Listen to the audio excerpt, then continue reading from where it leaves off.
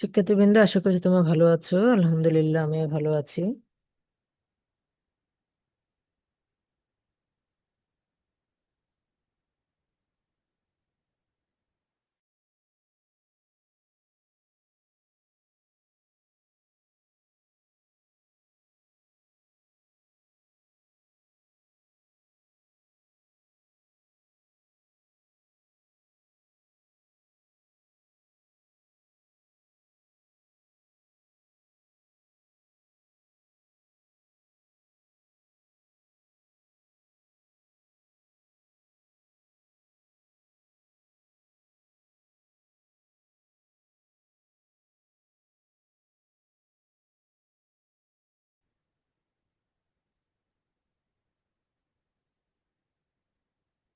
দুষ্প্রাপ্যতা ও অর্থনৈতিক সমস্যা। মৌলিক অর্থনৈতিক সমস্যা কি আসলে? Scarcity and economic problems, basic economic problems. মৌলিক অর্থনৈতিক সমস্যা বা অপ্রাচুর্যের সমস্যা কি? মানুষের জীবনে অভাবের কোনো শেষ নেই। আহা, কত কঠিন কথা না, কিন্তু সত্য। মৌলিক অর্থনৈতিক সমস্যা কি কি দেখি। অভাবের তুলনায় সম্পদের সীমাবদ্ধতাকে দুষ্প্রাপ্যতা বা সম্পদের অপ্রতুলতা বলা হয়। এটা পরীক্ষা 1 নম্বরের জন্য আসতে পারে। দুষ্প্রাপ্যতা বা সম্পদের অপ্রতুলতা কাকে বলে? অভাবের তুলনায় সম্পদের সীমাবদ্ধতাকে দুষ্প্রাপ্যতা বা সম্পদের অপ্রতুলতা বলা হয়। অধ্যাপক P.S. স্যামুয়েলসন অর্থনৈতিক সমস্যাকে 3টে ভাগে ভাগ করেছেন। কি কি পণ্য কি পরিমাণ উৎপাদন করতে হবে, কিভাবে কোন পদ্ধতিতে উৎপাদন করতে হবে, কার জন্য উৎপাদন করতে হবে, বা উৎপাদিত পণ্য কিভাবে বন্টন করতে হবে। তোমাদের পরীক্ষায় আসে মৌলিক অর্থনৈতিক সমস্যা কয়টি এবং কি কি। তো অধ্যাপক P.S. স্যামুয়েলসনের মতে মৌলিক অর্থনৈতিক সমস্যা 3টা। কি কি পণ্য উৎপাদন করতে হবে, কি পরিমাণ উৎপাদন করতে হবে, কিভাবে উৎপাদন করতে হবে, কার জন্য উৎপাদন করতে হবে। 3টা। দুষ্প্রাপ্যতা কাকে বলে? অভাবের তুলনায় সম্পদের সীমাবদ্ধতাকে দুষ্প্রাপ্যতা বা সম্পদের অপ্রতুলতা বলা হয়। এই 3টা প্রশ্ন, 3টা মৌলিক অর্থনৈতিক সমস্যা P.S. স্যামুয়েলসন বলেছেন। এই 3টার সাথে বর্তমান অর্থনীতিবিদগণ আরো 2টা সমস্যা যোগ করেছেন। যেমন, যেই সম্পদ উৎপাদিত হবে প্রাপ্ত সম্পদের যথাযথ ব্যবহার বা কাম্য ব্যবহার নিশ্চিত হয়েছে কিনা, এটা। অর্থনৈতিক অগ্রগতি বা উন্নতি কতটুকু সাধিত হচ্ছে। মূলত P.S. স্যামুয়েলসন আমাদের 3টা শর্তের কথা বলেছেন মৌলিক অর্থনৈতিক সমস্যা। এই 3টা সমস্যার সাথে বাকি 2টা সমস্যা যুক্ত করতে হবে আর কি। হ্যাঁ, কি কি পণ্য কি পরিমাণ উৎপাদন করা হবে, কিভাবে কোন পদ্ধতিতে উৎপাদন করা হবে, কার জন্য উৎপাদন করা হবে। এই 3টার সাথে সম্পদের যথাযথ ব্যবহার বা কাম্য ব্যবহার হয়েছে কিনা এবং এর ফলে অর্থনৈতিক অগ্রগতি হয়েছে কিনা। আচ্ছা, এগুলোর ব্যাখ্যা যদি বলা হয় মৌলিক অর্থনৈতিক সমস্যা সমূহ ব্যাখ্যা করো, কি কি পণ্য কি পরিমাণে উৎপাদন করতে হবে তার ব্যাখ্যা। সোজাসুজি চিত্রে চলে যাবা। ভূমি অক্ষে এক্স পণ্য, লম্ব অক্ষে ওয়াই পণ্য দেখানো হয়েছে। এই যে যে রেখাটা আছে এটাকে বলা হয় অর্থনীতিতে উৎপাদন সম্ভাবনা রেখা, প্রোডাকশন পসিবিলিটি কার্ভ। এটা আমরা পড়বো সামনে। PPC কাকে বলে এটাও পরীক্ষায় আসবে। প্রোডাকশন পসিবিলিটি কার্ভ, উৎপাদন সম্ভাবনা রেখা। প্রোডাকশন পসিবিলিটি কার্ভ মানে উৎপাদন সম্ভাবনা রেখা, PPC রেখা। ধরো আমার কাছে এইটুকু জমি আছে। এই জমিতে আমি চাইলে ওয়াই পণ্য উৎপাদন করতে পারি, এক্স পণ্য উৎপাদন করতে পারি। যেমন তোমার যদি 1 খণ্ড জমি থাকে, ওই জমিতে তুমি কি কি উৎপাদন করবে সেটা তোমার উপর ডিপেন্ড করবে। তুমি চাইলে এক্স পণ্য উৎপাদন করতে পারবা অথবা ওয়াই পণ্য উৎপাদন করতে পারবা, অথবা চাইলে দুটো মিলেমিশে উৎপাদন করতে পারবা। যেমন আমি আমার জমির যদি এস বিন্দুতে উৎপাদন করি, ওএন পরিমাণ ওয়াই পণ্য এবং ওএম পরিমাণ এক্স পণ্য উৎপাদন করব। অথবা আমি যদি মনে করি টি বিন্দুতে উৎপাদন করব, তাহলে আমার ওএন পরিমাণ ওয়াই পণ্য এবং এম প্রাইম টি পরিমাণ এক্স পণ্য উৎপাদন করব। এই হচ্ছে উৎপাদন সম্ভাবনা রেখা। এই হচ্ছে কোন পণ্য কি কি কি কি পণ্য কিভাবে উৎপাদন করতে হবে তার ব্যাখ্যা। কি কি পণ্য কি পরিমাণ উৎপাদন করতে হবে, এক্স পণ্য কতটুকু লাগবে, ওয়াই পণ্য কতটুকু লাগবে। এখন ব্যাখ্যা কিভাবে দিবা? ভূমি অক্ষে এক্স পণ্য, লম্ব অক্ষে ওয়াই পণ্য দেখানো হয়েছে। এ বি একটি উৎপাদন সম্ভাবনা রেখা। সীমিত সম্পদের সাহায্যে ও এ পরিমাণ ওয়াই পণ্য হয়। আমি আমার জমিতে হয় ও এ পরিমাণ পুরোটাই ওয়াই পণ্য বা ধান উৎপাদন করব, অথবা পুরোটাই এক্স পণ্য অথবা গম উৎপাদন করব, যে কোনো একটা করতে পারি। পুরো জমিতে হয় ধান না হয় গম, অথবা আমি চাইলে দুটো মিলেমিশে উৎপাদন করতে পারি।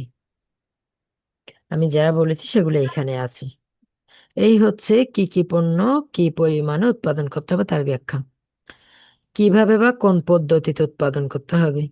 আমি যে ধান অথবা গম উৎপাদন করব, উৎপাদন করার বিভিন্ন পদ্ধতি আছে। একটা হচ্ছে মূলধন নিবিড় উৎপাদন কৌশল, আর একটা হচ্ছে শ্রম নিবিড় উৎপাদন কৌশল। এগুলোর মানে কি? মূলধন নিবিড় উৎপাদন কৌশল মানে হচ্ছে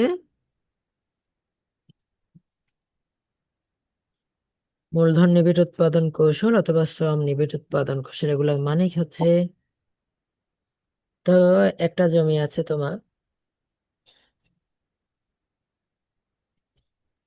এটা তোমার জমি। এই জমিতে তুমি চাইলে, তুমি যদি গরিব মানুষ হও, গরিব কৃষক হও, তাহলে তুমি লাঙ্গল গরু দিয়ে চাষাবাদ করবা, তাই না? লাঙ্গল গরু দিয়ে। কিন্তু যদি ধনী কৃষক হয়, ট্রাক্টর, আধুনিক যন্ত্রপাতি দিয়ে চাষাবাদ করবে। যখন আধুনিক যন্ত্রপাতি দিয়ে চাষাবাদ করা হয় সেটাকে বলা হয় মূলধন নিবিড় উৎপাদন কৌশল। মূলধন নিবিড়। কিন্তু যদি শ্রমিক দিয়া, মানুষ দিয়া, গরু দিয়া, লাঙ্গল দিয়া চাষ করা হয়, সেটাকে বলা হয় শ্রম নিবিড় উৎপাদন কৌশল। তাহলে একজন উৎপাদনকারী দুইভাবে জিনিস উৎপাদন করে, একটা মূলধনের সাহায্যে বা যন্ত্রপাতির সাহায্যে, আধুনিক যন্ত্রপাতির সাহায্যে যেখানে অনেক টাকা খরচ হয়, আর একজন হচ্ছে শ্রমের সাহায্যে। এগুলো আমরা আমাদের ব্যক্তি জীবনে এই পলিসি অবলম্বন করে থাকি। যাদের অনেক টাকা, তারা টাকা দিয়ে সকল কিছু কিনে ফেলে, সহজভাবে জীবনযাপন করে। যারা গরিব লোক, আর্থিকভাবে দুর্বল, তারা শ্রমের সাহায্যে জীবনযাপন করে থাকে। তাহলে উৎপাদন কৌশল দুই ধরনের, একটা মূলধন নিবিড় উৎপাদন কৌশল, একটা শ্রম নিবিড় উৎপাদন কৌশল। মনে রাখবা, দুই ধরনের উৎপাদন কৌশল: মূলধন নিবিড় উৎপাদন কৌশল, শ্রম নিবিড় উৎপাদন কৌশল। এই যে এই বিন্দুটাতে, এস এবং টি বিন্দুতে, এখানে ধরলাম এ বিন্দুতে উৎপাদন করবে ও এন পরিমাণ এ পণ্য এবং ও এম পরিমাণ এক্স পণ্য। বুঝতে পারছো? কোন পদ্ধতিতে করব? এটা হচ্ছে মূলধন নিবিড়, এটা হচ্ছে শ্রম নিবিড়। এইখানে দেখো, এই এ বিন্দুতে দেখা যাচ্ছে শ্রমের পরিমাণ হচ্ছে মাত্র ও এম, মূলধনের পরিমাণ ও এন। মূলধন সমান ও এন, শ্রম হচ্ছে ও এম।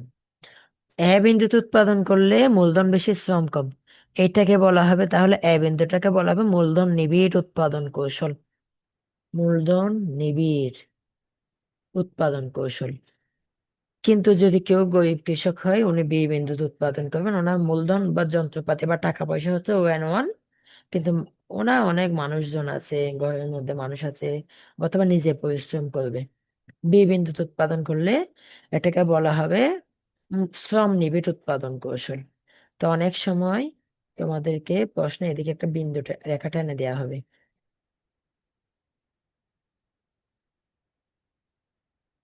এই রেখাটা হবে মূলধন নিবিড় উৎপাদন কৌশল। নিবিড়, নিবিড় শব্দ আমি তাড়াহুড়ো করে লিখতে, ক্লিয়ার করে লিখে দেই।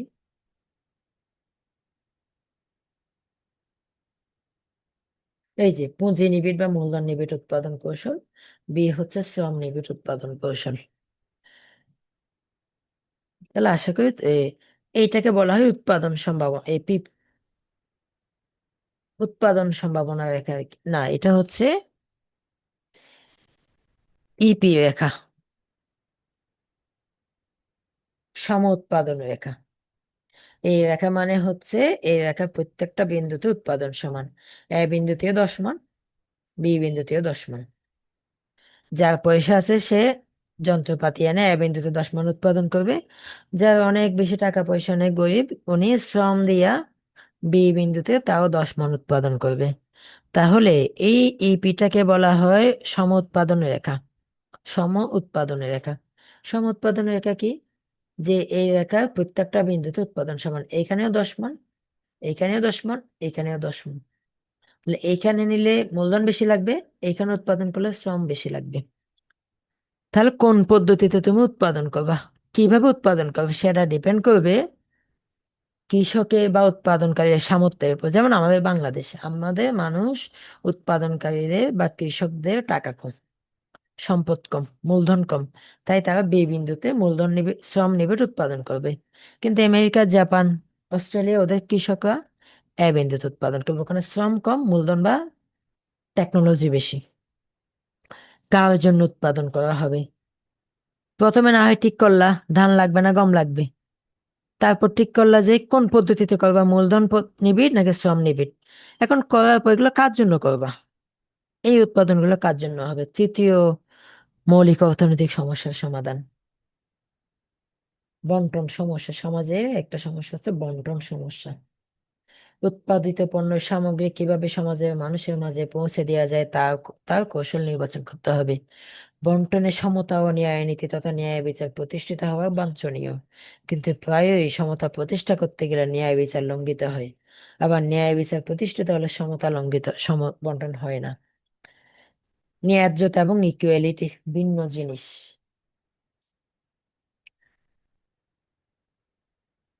তাই যেমন একটা উদাহরণ দিচ্ছি, ধরা যাক 10 জন ব্যক্তি কাজ করে সমাজে 15 একক পণ্য উৎপাদন করে। সমবন্টন করলে প্রত্যেক ব্যক্তি 1.5 একক করে পণ্য পাবে। অর্থাৎ 10 জনে 15 কেজি জিনিস উৎপাদন করছে, তাহলে অ্যাভারেজে একজনে 1.5 কেজি করে পাবে। কিন্তু সমাজে আরো 5 জন, 2 জন বৃদ্ধ, 3 জন শিশু, অক্ষম মানুষ আছে। এই যে সমবন্টন করতে গেলে তারা বঞ্চিত হচ্ছে, তাহলে ন্যায় বন্টন হলো না। এর ফলে এই 5 জন না খেয়ে মারা যাবে। আবার ন্যায় বন্টন করতে গেলে প্রত্যেকে 15, এখন হয়ে যাবে 15 জন, তাহলে ওরা উৎপাদন করছে 15 কেজি, একজন 1 কেজি করে পেয়ে যাবে। ন্যায় বিচার করতে গেলে আবার সমবন্টন হয় না। এই যে ন্যায় বিচার এবং সমবন্টনের মাঝে একটা সমস্যা, এই সমস্যার সমাধান করাটাও অর্থনীতির একটা গুরুত্বপূর্ণ বিষয়। এই তিনটা হচ্ছে মৌলিক অর্থনৈতিক সমস্যা, চিত্রের সাহায্যে এগুলো ব্যাখ্যা করতে হবে। কি কি পণ্য কি পরিমাণ উৎপাদন করতে হবে, কিভাবে উৎপাদন করতে হবে, কার জন্য উৎপাদন করতে হবে। কার জন্য উৎপাদন করতে হবে মানে হচ্ছে ন্যায্যতা এবং সমবন্টনের মধ্যে সমন্বয় সাধন করতে হবে। আমি উদাহরণটা আবার দিচ্ছি, 10 জন ব্যক্তি 15 কেজি জিনিস উৎপাদন করছে, তাহলে এভারেজ একজনে 1.5 কেজি করে পাবে। কিন্তু সমাজের মধ্যে ব্যক্তি আছে মোট 15 জন। এই 10 জন কর্মক্ষম বিধে তারা কাজ করতে পারে, বাকি 5 জন বৃদ্ধ, বয়স্ক, শিশু বা প্রতিবন্ধী বা শারীরিকভাবে অক্ষম ব্যক্তি থাকতে পারেন। তাহলে এই 10 জন উৎপাদন করে, 10 জন যদি ভাগ করেন, এই 5 জন তো না খেয়ে মারা যাবে। ফলে এটা তো ন্যায় বিচার হবে না। তাহলে সমবন্টন করতে গেলে ন্যায় বিচার লঙ্ঘিত হচ্ছে। আবার ন্যায় বিচার করতে গেলে 15 জনকে 1 কেজি করে দেয়া যাবে, সেক্ষেত্রে আবার এই 10 জন বঞ্চিত হবে, কারণ তারাই তো পরিশ্রম করছে। এই হচ্ছে সমবন্টন এবং ন্যায় বিচারের মাঝে সমতা করাটা গুরুত্বপূর্ণ। এটা একটা মৌলিক অর্থনৈতিক সমস্যা। এই তিনটার সাথে যে দুটো নতুন মৌলিক অর্থনৈতিক সমস্যা যুক্ত হয়েছে, কিভাবে প্রাপ্ত সম্পদের যথাযথ ব্যবহার নিশ্চিত করতে হবে।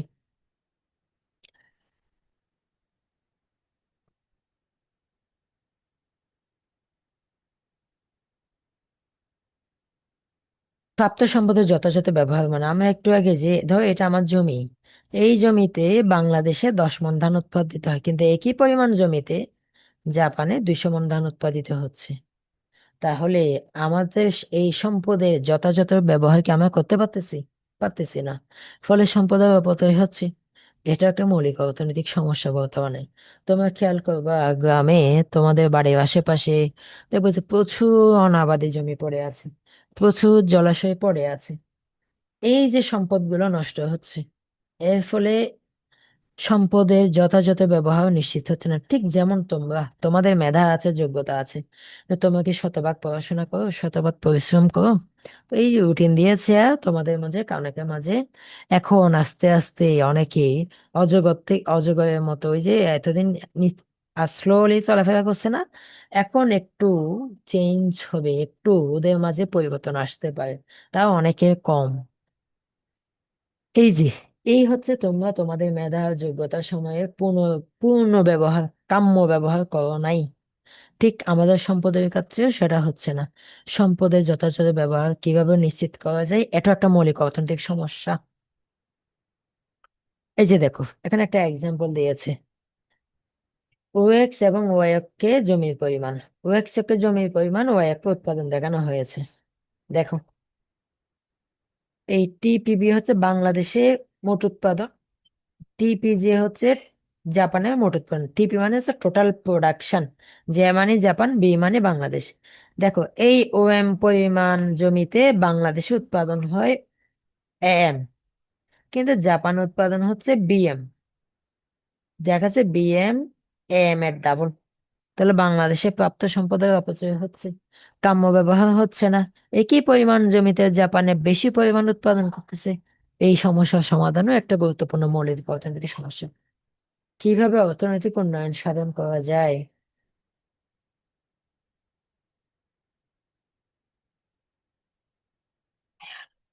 প্রয়োজনীয় পণ্য সামগ্রী উৎপাদন ও তার ব্যবহারের মাধ্যমে অভাব পূরণ করে মানব সমাজে তথা জীবনের একমাত্র লক্ষ্য হতে পারে না, না অসম্ভব। এটা একটা কথা। তোমরা পড়াশোনা করতেছো, তারপর চাকরি করবা, ইনকাম করবা, বাড়ি ঘর করবা, তারপর মরে যাবা, বিষয়টা এরকমই গেল না?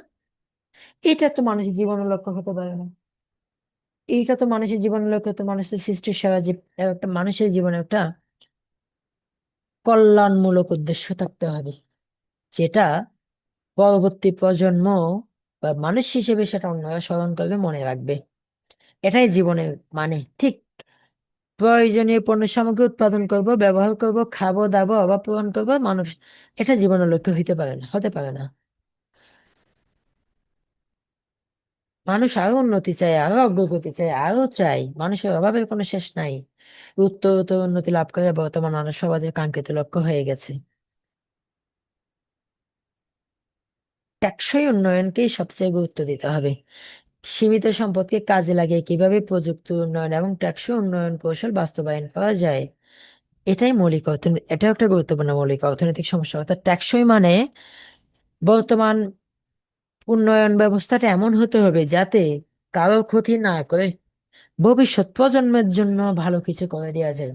এটাও একটা গুরুত্বপূর্ণ লক্ষ্য হওয়া উচিত। এটাই অর্থনৈতিক উন্নয়নের সাস্টেইনেবল ডেভেলপমেন্ট যেটাকে বলা হয়, টেকসই উন্নয়ন, এটা গুরুত্বপূর্ণ বিষয়। আজকে আমার ক্লাস লম্বা করবো না, আসলে তো আমি আজকে ক্লাস নিতে চাইনি, উকলিমা বলছে বিদায় নিয়েছি। তুমি গ্রুপে একটু সবাইকে উপস্থিত থাকতে বলে, এভাবে তো আসলে ক্লাস নিয়েটা আহ যেহেতু গ্রুপে অনেকে আছে, সবাইকে ক্লাসে থাকা উচিত আগে, হ্যাঁ, যেহেতু রুটিনও দিয়েছে। অবশ্য আজকে আমি একটু ক্লাস দেরিতে শুরু করেছি, 8টায় বলে 8:30 হয়েছে, এটাও একটা আমার ফল্ট, হয়তো এই কারণে অনেকে ক্লাসে নাও থাকতে পারে। আজকে তাহলে আমরা মূলত মৌলিক অর্থনৈতিক সমস্যাটুকু আলোচনা করেছি। 3 ধরনের মৌলিক অর্থনৈতিক সমস্যা বেঁচে গেলে আমরা জানতাম কি কি পণ্য কি পরিমাণ উৎপাদন করা হবে, কিভাবে কোন পদ্ধতিতে করতে হবে, কার জন্য উৎপাদন করতে হবে। সাথে আরো দুটো অ্যাড করা হয়েছে, সম্পদের কাম্য ব্যবহার এবং অর্থনৈতিক অগ্রগতি যথাযথভাবে হচ্ছে কিনা। তো এগুলোর ব্যাখ্যা চিত্রের সাহায্যে দেওয়া হয়েছে। কি কি পণ্য কি পরিমাণ উৎপাদন করতে হবে। আমার এক খণ্ড জমি আছে, এই জমি উৎপাদন সম্ভাবনা রাখা আছে এইটুকু, অর্থাৎ এটা আমার সীমানা। এই সীমানার মধ্যে হয় আমি ধান উৎপাদন করব, না হয় গম উৎপাদন করবো, যে কোনো একটা। এবার আমি চাইলে দুইটা মিলেমিশে করতে পারবো, এটা আমার উপর। কোন পদ্ধতিতে করবো, আমি কি মূলধন নিবিড় উৎপাদন কৌশল গ্রহণ করব, না শ্রম নিবিড় উৎপাদন কৌশল গ্রহণ করবো, সেটা ডিপেন্ড করবে আমার উপর বা তোমার উপর, উৎপাদনকারীর উপর। উৎপাদনকারী যদি অনেক বেশি টাকা পয়সা থাকে, তাহলে উনি মূলধন নিবিড় উৎপাদন কৌশল গ্রহণ করবে, আর যদি টাকা পয়সা না থাকে, গরিব হয়ে থাকে আমাদের মতো, তাহলে শ্রম নিবিড় উৎপাদন কৌশল গ্রহণ করবে। কার জন্য উৎপাদন করা হবে, এইটা সমবন্টন এবং ন্যায্যতার মাঝে যে একটা দ্বিধা দ্বন্দ্ব, এই সমস্যার সমাধান করাটা গুরুত্বপূর্ণ। প্রাপ্ত সম্পদের কাম্য ব্যবহার নিশ্চিত করা যাচ্ছে কিনা, যে এই জমিতে আমরা 10 মণ উৎপাদন করতেছে, একই জমিতে জাপানে 200 মণ উৎপাদন করতেছে, এর মানে আমরা আমাদের প্রাপ্ত সম্পদের কাম্য ব্যবহার নিশ্চিত করতে পারতেছি না। এটাও মৌলিক অর্থনৈতিক সমস্যা। কিভাবে অর্থনৈতিক উন্নয়ন সাধন করা যায়? শুধুমাত্র আমরা যে উন্নয়ন করেই যাবে বিষয়টা মানে সেই উন্নয়নটা সাস্টেইনেবল, টেকসই হতে হবে। এটাও গুরুত্বপূর্ণ বিষয়। এই কোয়েশ্চেনটা তোমাদের জন্য খুবই গুরুত্বপূর্ণ, গতবার না আসলে এবার আসতে পারে। আমরা আগামী ক্লাসে অর্থনৈতিক ব্যবস্থার উপর ইনশাল্লাহ শেষ করে দেব। এটা একটা ভালো টপিক, অর্থনৈতিক ব্যবস্থা, প্রশ্ন আসবে এখান থেকে। তা আমার মনে হয় এই অধ্যায় থেকে তোমরা মিনিমাম 15 থেকে 20 নম্বরের প্রশ্ন পাবা। মিনিমাম 15 নম্বরের প্রশ্ন এই অধ্যায় থেকেই আসবে। এবং আমি যা বলছি দেখবে এখান থেকে প্রশ্ন হচ্ছে। তাহলে তোমরা আজকে আজকে এ পর্যন্তই থাক, ভালো থাকো, সুস্থ থাকো, আল্লাহ হাফেজ। কোনো প্রশ্ন আছে? স্যার আসসালামু আলাইকুম। শুরুই বলছিলাম স্যার। হ্যাঁ বলো, ক্লাস সম্পর্কিত কোনো প্রশ্ন থাকলে বলো, ক্লাস শেষ করবো। স্যার একটু ইয়েতে ছিলাম তো স্যার, মাত্র ইয়ে হয়েছি, অ্যাটেন্ড হুম। হয়েছি স্যার, আর কিছু একটু ক্লাস রেকর্ডটা দিয়ে। হ্যাঁ, ক্লাস রেকর্ড দিয়ে দিব। তুমি মনে একটু অসুস্থ, তোমার জন্য দেওয়া হলো। ওকে, ভালো স্যার থেকো, আল্লাহ আমি হাফেজ। অনেক, ওর বাচ্চাটা অনেক অসুস্থ, আমি সবার কাছে দোয়া চাচ্ছি। ওকে, তোমার জন্য অনেক দোয়া হইলো সুরাইয়া, মন থেকে দোয়া হইলো। তুমি তোমার পরিবারের সবাই ভালো থাকো।